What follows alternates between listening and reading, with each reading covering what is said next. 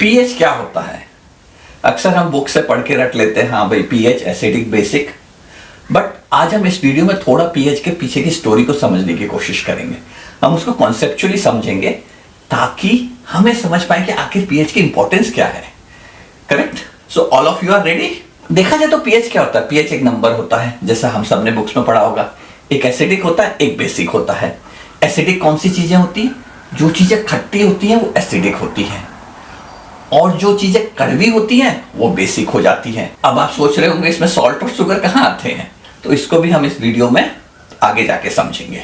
हजारों साल पहले जब लोग नींबू या सिरका को चखते थे तो वो देखते थे ये खट्टा है, और कुछ चीजें कड़वी होती थी, जैसे ककड़ी हो गई या बोरोकोली हो गया, या वो फिसलती थी जैसे साबुन हो गया या राख हो गई।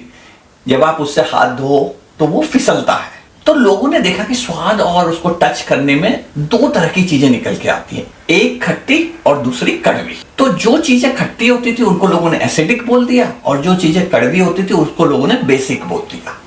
तो इस तरीके से एसिड और बेस के बीच चीजें डिवाइड होने लगी, और जो बीच में जैसे पानी वो न्यूट्रल हो गया। अब पीएच का क्या मतलब होता है? पी जो होता है वो स्टैंड करता है एक वर्ड प्रोटेंस के लिए, जो कि एक जर्मन वर्ड है, उसका मतलब होता है पावर, और H स्टैंड करता है हाइड्रोजन के लिए।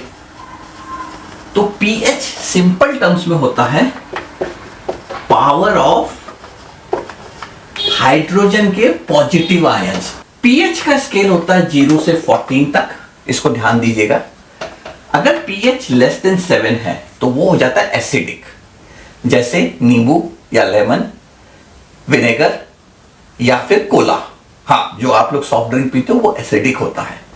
और अगर pH ग्रेटर देन 7 है तो वो हो जाता है बेसिक, जैसे कि आपका साबुन, टूथपेस्ट, स्पिनच। और अगर pH बिल्कुल 7 पर है तो वो न्यूट्रल हो जाता है, जैसे कि पानी। और एक और चीज जो ध्यान देने वाली बात है, जो एसिडिक होता है उसमें H+ आयन होता है।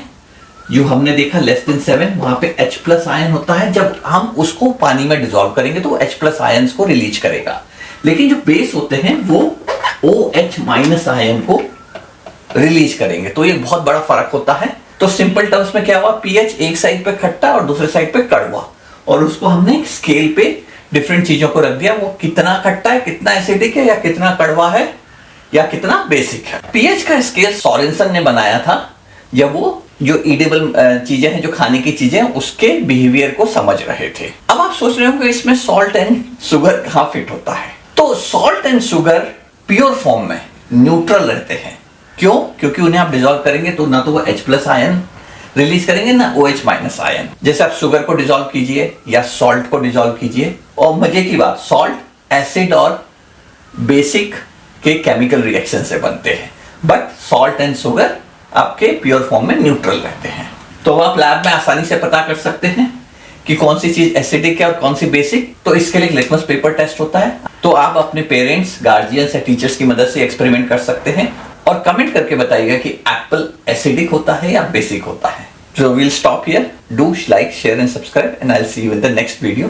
Different concept. तो hopefully आज के वीडियो से आपको समझ में आ गया होगा कि पीएच का क्या मतलब होता है, और हम कोई चीज एसिडिक या बेसिक है वो कैसे पता कर सकते हैं। इन सिंपल फॉर्म, खट्टा या कड़वा या फिर neutral. So see you in the next video. Bye.